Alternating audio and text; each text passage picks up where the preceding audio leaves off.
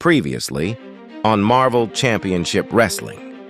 With the X-Men on the sidelines, Magneto, along with his new enforcer, the Juggernaut, aim to have the Brotherhood start capturing championship gold, beginning with Mystique targeting the Women's World Championship, currently held by Jean Grey. However, Jean is also in the sights of her sister Madeline Pryor and the Hellfire Club, whose interest in Jean seems to go beyond her world title, insisting it is fate that she join them. This triangle leading to a clash between the Brotherhood and Hellfire Club, culminating in a casket match to secure the #1 contender spot for Jean's title at Inferno, where Jean acts on her protective instincts to help a sibling, but is dealt a harsh betrayal and is tossed into a casket that literally vanishes from the arena.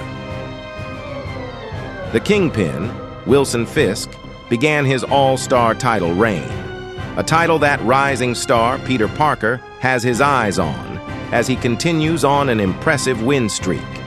Despite the Kingpin's best efforts to sabotage that streak, Parker has prevailed and may be a problem that Fisk has to handle himself. And after coming to the aid of Tony Stark during a match with Crossbones, Nick Fury finds himself in the crosshairs of Baron Zemo, who recently revealed the identity of the mysterious General as the Red Skull, a man who's taken on the mantle of his father, who he feels was wrongfully ousted from the wrestling business thanks to the Sword and Shield Institute. The team he's assembled, Hydra, has Fury and Stark outnumbered and in serious danger.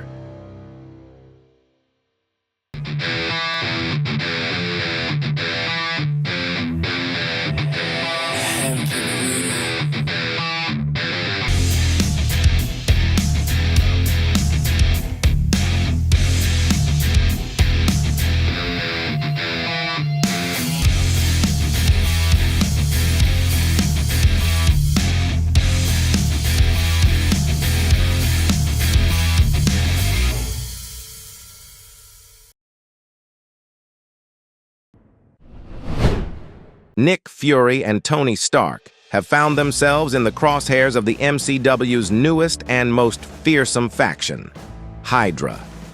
The word is, they've been working on enlisting some help to even the odds.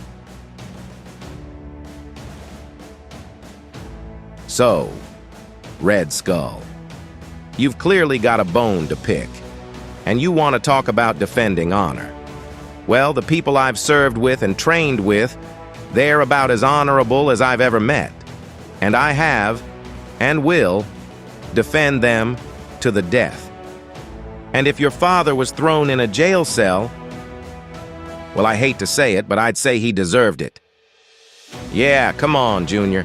I found that a stiff glass of whiskey is a great remedy for dealing with daddy issues. You should give that a shot. I've got an army of people I could call to help even the odds, but there's one guy that I knew would be the man for the job.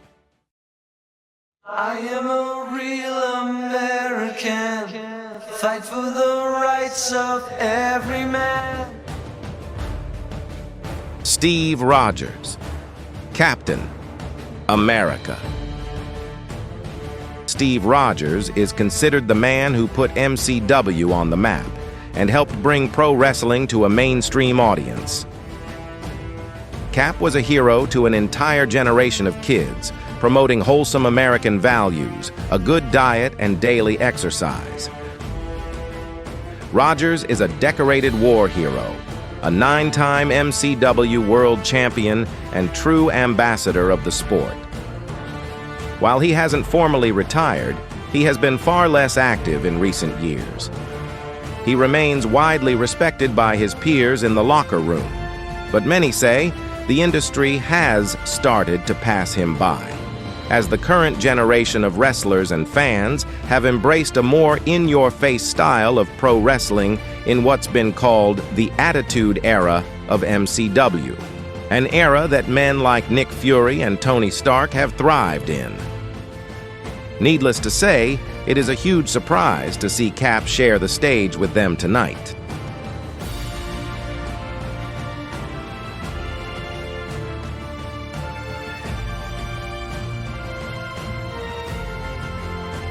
At ease, Patriots! You all know old Cap hasn't been as active in the ring these past few years.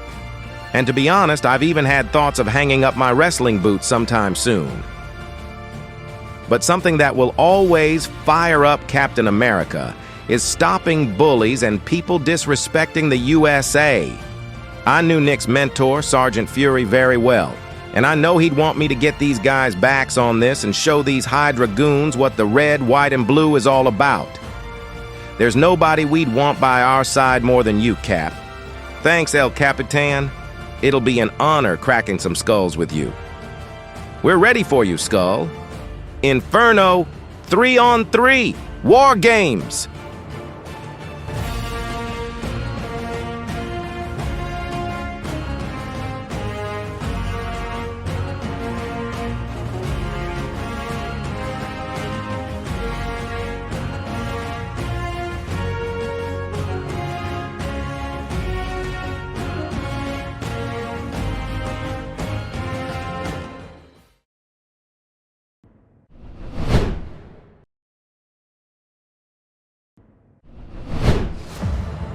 Two prominent faction leaders go head-to-head, Magneto of the Brotherhood and the Hellfire Club's Mr. Sinister.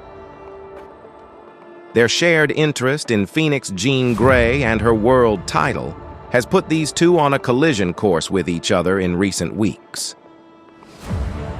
Currently, the Brotherhood's Mystique has claimed a title shot against Jean at Inferno, a champion who hasn't been seen since last week's casket match.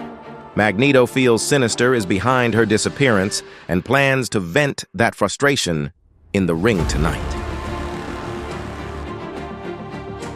Magneto opens the match trying to take his opponent's head off, leaving Sinister floored.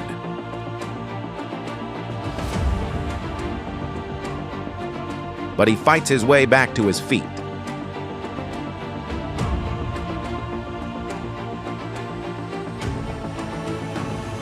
Delivering a vicious neck snap.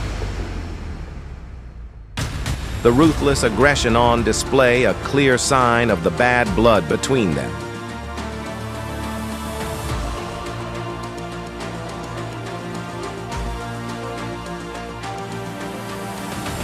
Magneto regains control and lays out Sinister with double boots to the jaw. Kicks and punches to the midsection and face. And a headlock takedown, attempting to choke Sinister into submission.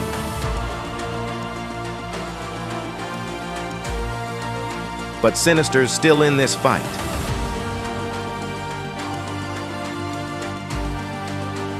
Lifting him into a choke of his own. Magneto breaks free and fights back, but can't break his opponent's momentum. A full Nelson lock traps Magneto into repeated face-first slams into the turnbuckle.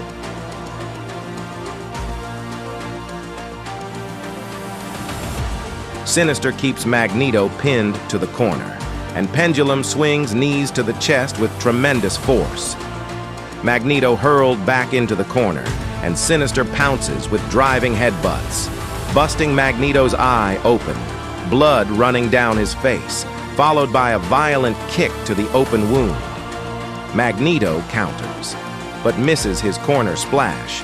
Sinister is fighting like a man possessed. An unorthodox submission hold at the ropes.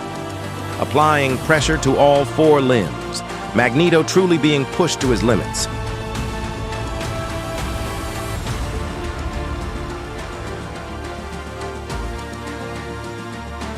He's able to get his knees up to counter the senton bomb.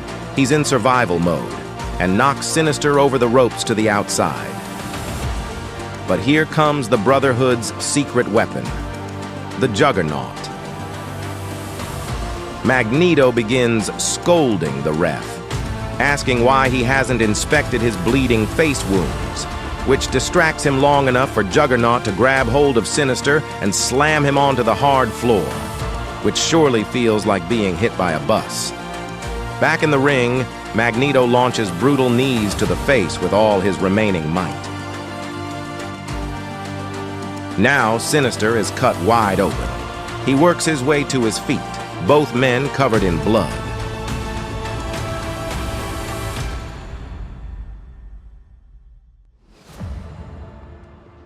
Roaring flames erupt on the Titantron.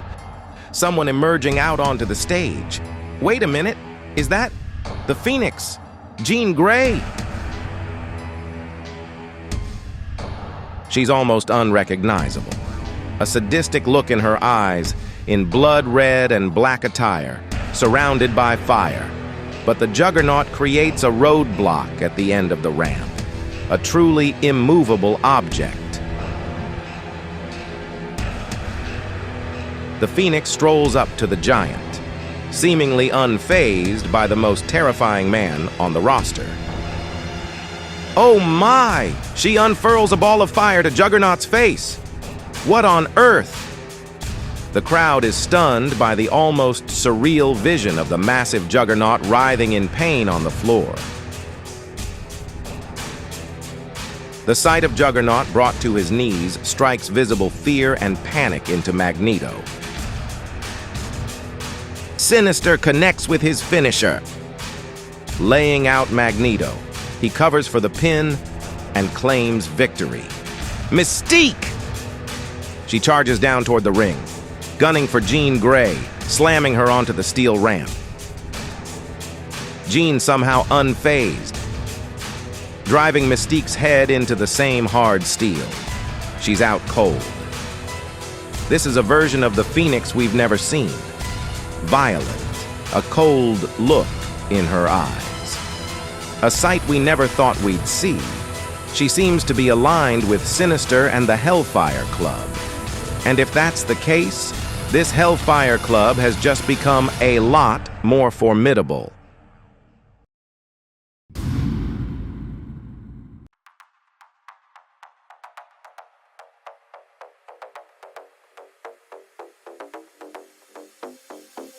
Friday fanfare opens up with the amazing Spider-Man, Peter Parker, heading down to the ring.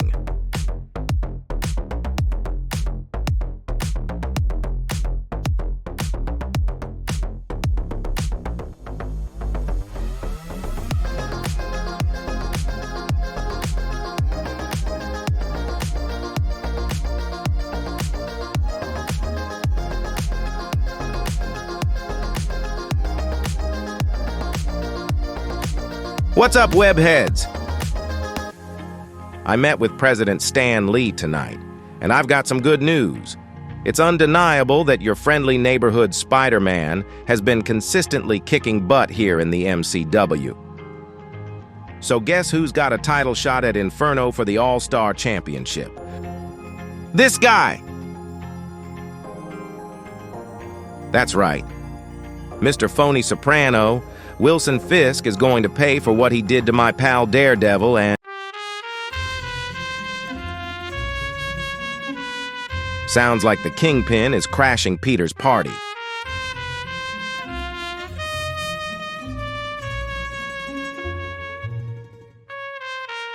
The crowd erupts in boos and chants to lock him up.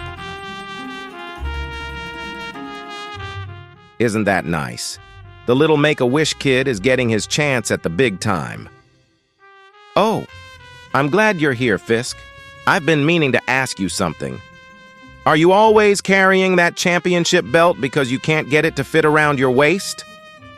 What you should be asking is, how does the Kingpin always stay a step ahead of everyone else? You think this announcement is a surprise to me? You're not the only one who's had a chat with Stan. And I know something you don't know. Yeah, you're gonna get your title shot. But it's gonna be a New York street fight match. Nothing's off limits, pinfalls anywhere. And if I feel like taking a baseball bat to you, like I did to your buddy, I'm gonna do it. Oh wow, a real display of how clever you are. And it also shows me just how afraid you are of facing me one-on-one in this ring. You know, my Uncle Ben always told me about guys like you. Kid, with how his career went, Your uncle's the last guy to take advice from. Aha! You flinched, sucker! You think you're getting in my head, Fisk? Nah, you're caught in my web now, big boy.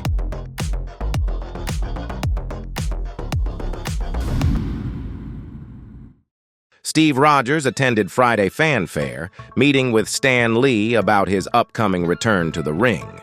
Unbeknownst to him, he was being followed by the MCW's newest faction leader, the Red Skull, Captain Rogers. I must admit, I was quite surprised by your announcement to take part in the match at Inferno. Like many others, I grew up watching your battles in the ring. Well, good for you.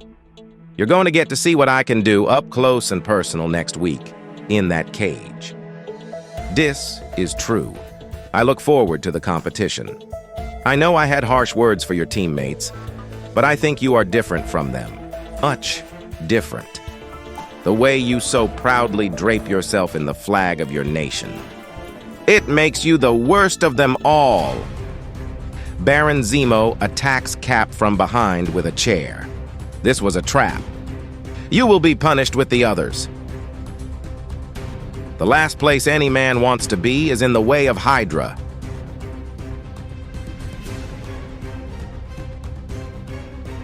You do not understand what you just signed up for, old man. After Inferno, you will have no choice but to retire. So says Hydra. So says the Red Skull.